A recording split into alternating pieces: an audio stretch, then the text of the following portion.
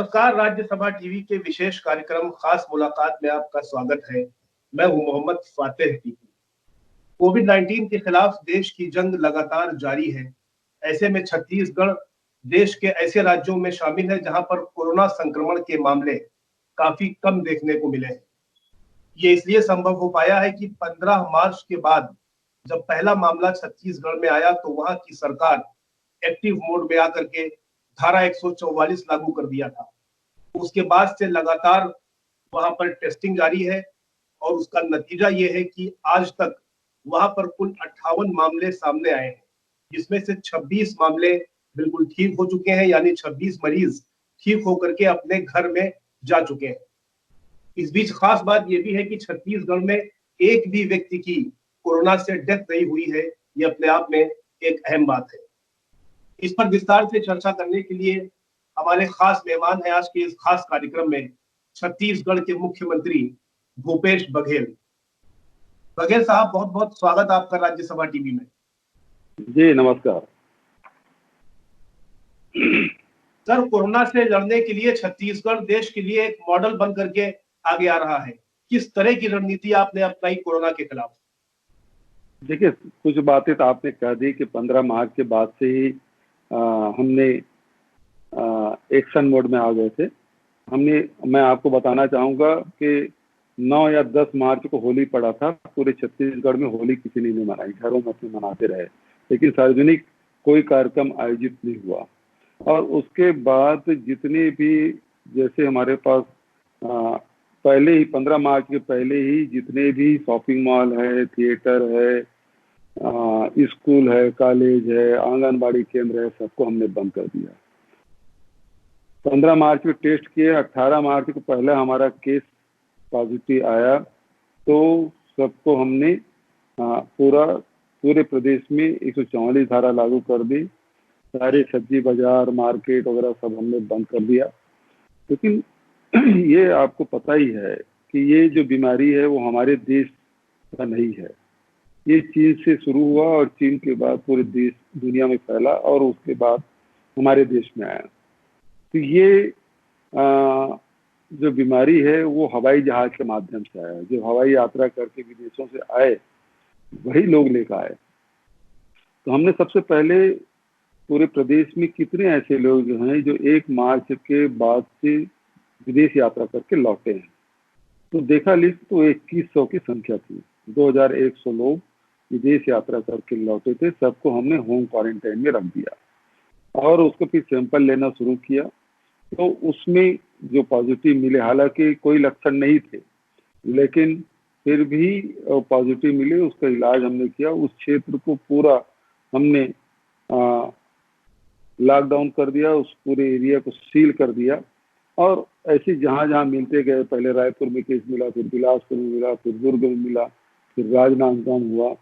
तो ये प्रारंभिक थे और उसके बाद हम लोगों ने सबकी जांच कराई और जांच करने के बाद सबको होम क्वारंटाइन में रखा और उसके विशेष रूप से देखभाल हम लोग करते रहे। लोगों ने सहयोग भी किया, प्रचार प्रसार भी खूब किया, लोगों तक के बात पहुंचे। पूरा प्रशासन तंत्र तो लगा था, उसके साथ साथ हमने मीडिया का भी बहुत सहयोग लिया और लोगों तक के बात पहुंचाने में हम सफल रहे। और भारत सरकार ने तो 22 तारीख को जनता कर्फ्यू लागू किया था, हमने 21 मार्च को ही हमारे यहाँ ये लागू कर दिया और तब से लगातार हमारे प्रदेश में लॉकडाउन रहा है। तो इसके कारण से जहाँ हमने सबसे पहले, हमारा जो राज्य है वो 7 प्रदेशों से घिरा हुआ है, तो हमने सबसे पहले सीमाओं को सील किया। तो उससे हुआ ये कि दूसरे प्रदेश के लोगों का आवागमन बंद हो गया। तो जब लोग आएंगे नहीं तो फिर बीमारी फैलेगी कैसे? तो इस प्रकार से हम लोगों ने रोकने में सफलता पाई। जहां हमने प्रदेश बंदी किया, फिर जिला बंदी किया और गांव में लोग स्व अनुशासन से अपने गांव को ही पूरा सील कर दिए। जितने भी सड़कें थी उसमें बैनर टांग दिए, किसी को लोग को नहाने दिए न जाने दिए, खूंटा गाड़ दिए, खंभा गाड़ दिए या कटीले झाड़ी काट के रास्ता रोक दिए। तो विभिन्न प्रकार के वो लोग ये किए और गांव में किसी को आना जाना वो लोग प्रतिबंधित कर दिए। इस प्रकार से हमारा छत्तीसगढ़ सुरक्षित हुआ। वजह साहब, मरीजों की संख्या कंट्रोल करने में काफी आपने सफलता अर्जित की है। ऐसे में किस तरह की रणनीति आपने अपनाई? आपने टेस्टिंग की, जो तादाद है उसको बढ़ाई, या किस तरह से आपने डोर टू डोर सर्वे किया, या क्या रणनीति आपने अपनाई कि वहां पर जो मरीजों की संख्या है छत्तीसगढ़ में वो काफी कम देखने को मिल रही है? देखिए, सबसे पहली बात तो ये है कि मैंने पहले ही कहा कि ये विदेश से आया हुआ है, तो जो लोग संभावित थे उनको पहले हमने होम क्वारंटाइन किया, उसे समाज से अलग थलग किया, लोगों से मिलने जुलने से रोका, नंबर 1।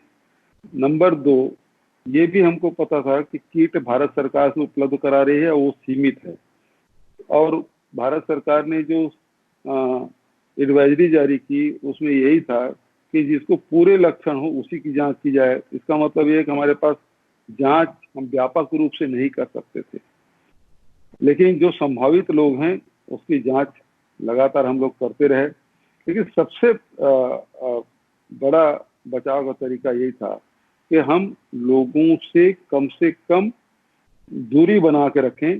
सोशल डिस्टेंसिंग की बात नहीं, बल्कि फिजिकल डिस्टेंसिंग हमने लागू किया और साफ सफाई की विशेष ध्यान दिया। ये दो जो कारण है, उसके कारण से यहाँ रोकथाम में हमें सफलता मिली कि एक तो फिजिकल डिस्टेंसिंग, और दूसरा जो साफ सफाई, और तीसरा जो सबसे बड़ा कारण बना ये है कि लोगों की जो आवश्यकता थी, लोगों को सबसे पहली जरूरत पड़ती है राशन की, तो हम लोगों ने प्रत्येक परिवार को 70 किलो चावल निःशुल्क बांटा। ये 56 लाख परिवार है, जिसके पास राशन कार्ड थे उनको 70 किलो दे दिया 2 महीने का। फिर जिनके पास नहीं थे उनको भी राशन कार्ड बनवाए, जिसके पास कोई ना आधार कार्ड है ना कुछ है, उन लोगों को भी हम लोगों ने मुफ्त में राशन बांटा। सभी सामाजिक संगठन इसमें बहुत बढ़िया काम किए, वो लोग खाना पका के भी पहुंचाने का काम करते थे, लेकिन कहीं भीड़ लगा के लंगर लगा के खाना खिलाते नहीं थे, वो लोग बना देते थे और प्रशासन को सौंप देते थे। प्रशासन के लोगों के पास सूची थी कि किस जिले में कितने लोग हैं जिसके पास कोई काम धंधा नहीं है, कोई राशन कार्ड नहीं है, किसी प्रकार की सुविधा नहीं मिलती। वो सारी सूची हमने तत्काल बनवाई और लोगों को साधन उपलब्ध कराया। इसका अर्थ ये, जैसे सब्जी की जरूरत पड़ी तो सब्जी बाड़ी से मार्केट तक आने में, और मार्केट को डिसेंट्रलाइज कर दिया, एक जगह करने के बजाय कई जगह हम कर दिया, और उसके कारण से लोगों की भीड़ कम हो गई। तो भीड़ एक जगह ना हो ये भी हमने सुनिश्चित किया। दूसरा, लोगों को सुविधाएं बराबर मिलती रहे, उसके अपने जरूरत के लिए वो लोग सड़कों पे न उतरे, ये भी हमारी कोशिश रही है। तीसरा, जो जितने भी हमारे उद्योग हैं उन उद्योगपतियों से कहा कि आपके यहाँ जो मजदूर हैं उसे आप 1 महीने के वेतन दें और उसे राशन दें और अपने परिसर में ही रखें, उसे निकलने ना दें। तो लोग सड़कों पे नहीं आए, तो सड़कों पे लोग नहीं आएंगे तो एक दूसरे से संपर्क में नहीं आएंगे, संपर्क में नहीं आएगा तो बीमारी नहीं होगी। ये चीज का ध्यान हम लोगों ने रखा, जहां एक तरफ बचाव के उपाय किए गए और वहीं लोगों की जो जरूरतें थी उसे हम लोग पहुंचाने का काम किया। लॉकडाउन की सबसे ज्यादा मार अगर आप देखिए तो गरीब मजदूर, बेघर और प्रवासी मजदूरों पर पड़ी है। ऐसे में छत्तीसगढ़ की अगर मैं बात करूं तो करीब 1 लाख से ज्यादा मजदूर अभी भी देश के अलग अलग राज्यों, तकरीबन 21 राज्यों में वो फंसे हुए हैं। ऐसे में ऐसे आप चूंकि राज्य के मुखिया हैं तो उनको वापस छत्तीसगढ़ बुलाने के लिए आप किस तरह का कदम उठा रहे हैं? देखिए, सबसे ज्यादा प्रभाव निश्चित रूप से जो गरीब तबका है उसमें पड़ना, जो रोज कमाते हैं रोज खाते हैं। हम लोगों ने सबसे पहले काम किया कि जो मनरेगा काम हमने बंद नहीं किया, और आज के तारीख में 20 लाख मनरेगा मजदूर काम कर रहे हैं, उनको रोजगार मिल रहा गाँव में। दूसरी बात यह है कि जो दूसरे प्रदेश में हमारे मजदूर फंसे हैं उनके लिए हमने हेल्पलाइन जारी किया और सब लोगों से संपर्क किया, जैसे संपर्क में आते गए उनके लिए वहाँ के जो स्थानीय जो प्रशासन है उस प्रदेश के, उनसे संपर्क करके उसे राशन की व्यवस्था कराई। और बहुत सारे ऐसे लोग हैं जिनको हम लोगों ने यहाँ से उसके खाते में पैसे भी डालने का काम किया। तो ये देखने में आया है कि सोशल डिस्टेंसिंग मेंटेन करने की बात जहां तक है, वहां पर भारत के ग्रामीण इलाकों के जो लोग हैं वो बेहतर तरीके से सामाजिक दूरी का पालन कर रहे हैं। ऐसे में जी छत्तीसगढ़ में भी खबरें आ रही हैं कि ग्रामीण एरिया से जो लोग ताल्लुक रखते हैं वो सामाजिक दूरी का पालन बेहतर तरीके से कर रहे हैं। तो इसमें आपका क्या अनुभव है? देखिए, ये जो हमारे बाजार हैं, ग्रामीण क्षेत्र में जो बाजार लगते हैं, उसको बाजार को हमने बंद कराया, और जो आवश्यकता की चीज है वो गांव गांव में जाके लोग बेचना शुरू किए, ताकि सुख सामान घर में उपलब्ध हो गया, खासकर सब्जियां वगैरह है।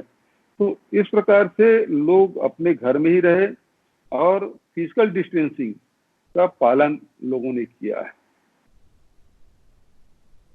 सर, जिस तरह से रोजगार का भी संकट है, पूरे देश में है, अलग अलग राज्यों में है, छत्तीसगढ़ की अगर मैं बात करूं तो जो बेघर और मजदूर लोग जो रोजगार से वंचित हुए हैं, ऐसे में उनको दोबारा रोजगार से लगाने के लिए आप किस तरह की योजना पर काम कर रहे हैं?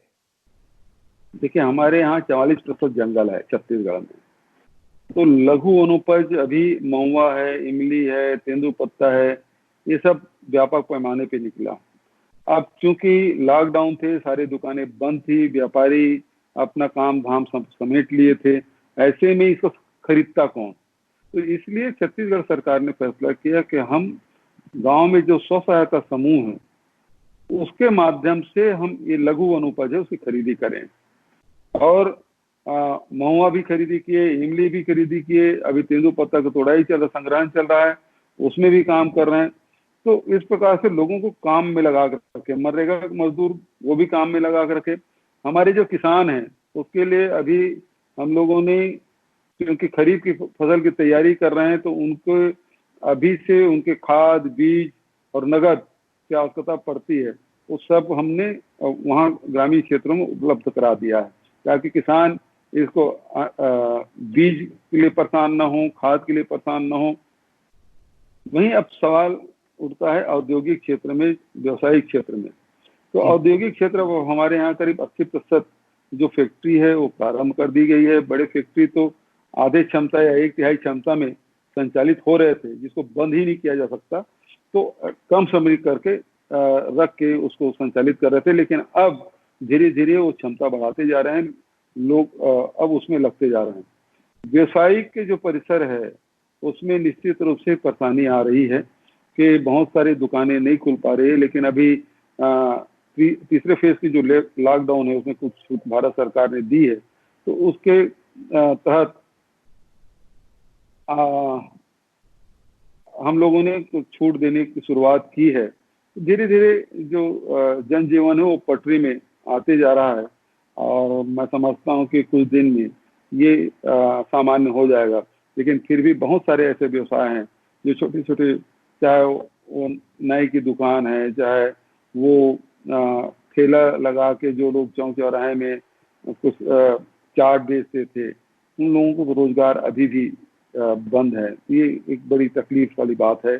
जो रेहड़ी में लोग काम करते थे उनकी तो रोजगार अभी भी छिना हुआ है।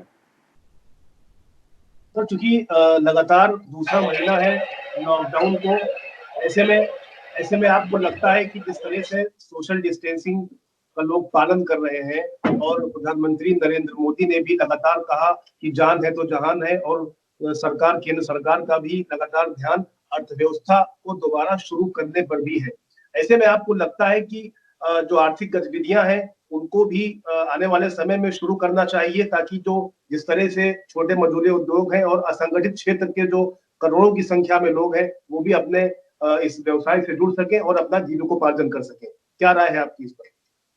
देखिए, कोरोना का कोई इलाज तो है नहीं, लेकिन इस महामारी के साथ जीने की आदत डालनी होगी।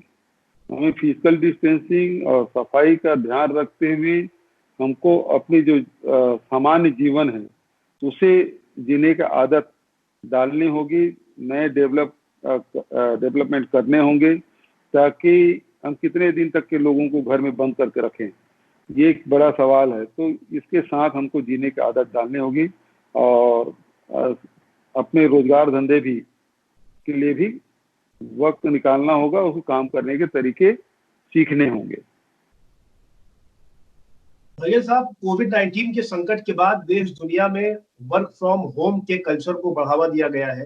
सरकारी विभाग भी अपने अफसरों को कुछ अफसरों को वो रोटेशन में वर्क फ्रॉम होम की इजाजत दे रहे हैं। ऐसे में छत्तीसगढ़ शासन प्रशासन किस तरह की रणनीति अपना रहा है, वो वर्क फ्रॉम होम को किस तरह से तरजीह दे रहा है, और आने वाले समय में कोविड-19 के संकट के बाद आप किस तरह का सामाजिक और आर्थिक बदलाव देख रहे हैं?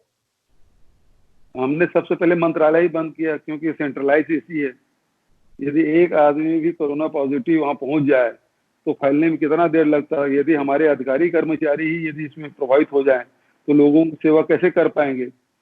इसलिए हमने उसके तैयारी पहले की, उसको बंद कराया और घर से ही विभाग के काम करने का निर्देश अधिकारियों को दिया है। अभी बहुत कम 30% कर्मचारियों के साथ विभाग के काम संचालित करने का निर्देश दिया है। फिर भी अधिकारियों से यही कहा गया है कि ज्यादा से ज्यादा जो काम घर से हो सकते हैं वहीं से संचालित करने की आवश्यकता है।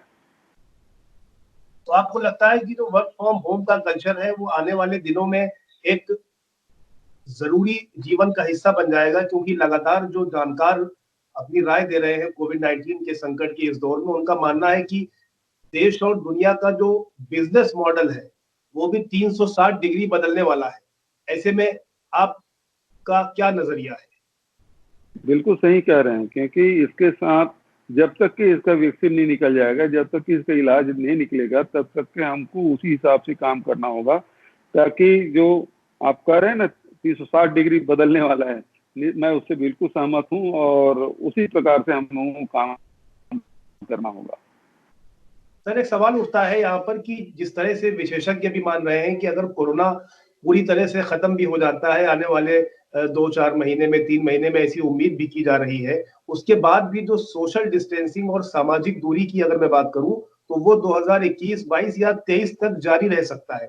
चूंकि हालांकि आपके राज्य का चुनाव चूंकि 1 साल 1.5 साल पहले हो चुका है, 3 से 4 राज्यों का चुनाव 2020 के आखिर में है, उसके बाद लगातार विधानसभा के चुनाव होंगे। तो भारत चूंकि एक बड़ा लोकतांत्रिक देश है, ऐसे में सामाजिक दूरी का पालन करते हुए राजनीतिक दल किस तरह से चुनाव में उतरेंगे, रैलियां कैसे करेंगे, रोड शो कैसे करेंगे, और तमाम जो राजनीतिक गतिविधियां हैं उसको कैसे अंजाम देंगे, इस मुद्दे पर क्या सोचना है आपका?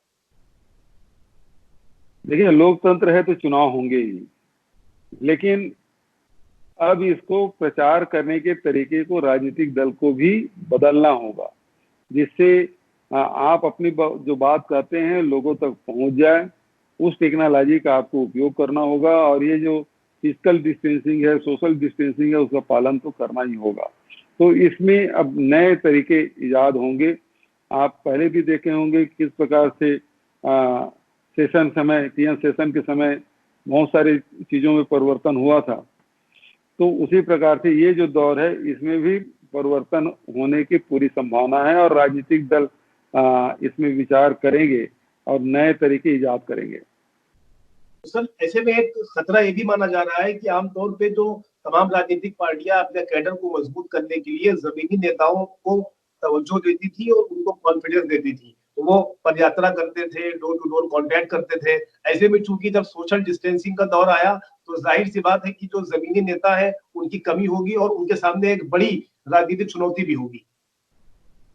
देखिए, नेता है वो संदेश देने का काम, अपने विचार और कार्यक्रम देने के काम को किसी दूसरे तरीके से अंजाम देंगे, लोगों तक पहुंचाने का काम करेंगे। लेकिन जो मैदानी जो कार्यकर्ता है उसका काम तो वही रहेगा जो पहले था।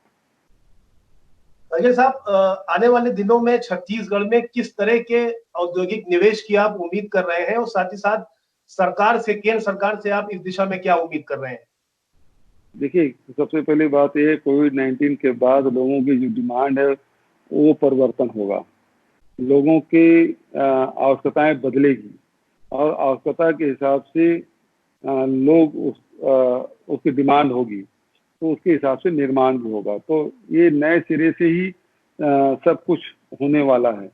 और जहाँ तक के औद्योगिक विकास की बात है, तो अभी जो उद्योग यहाँ आना चाहते हैं उसके लिए हम स्वागत करेंगे। हमने अधिकारियों को निर्देश दे दिया है कि सभी दूतावासों से, सभी अधिकारियों से संपर्क में रहें। साथ ही भारत सरकार के जो अधिकारी हैं उससे भी संपर्क बना के रखें, ताकि यहाँ ज़्यादा से ज़्यादा औद्योगिक निवेश हो सके।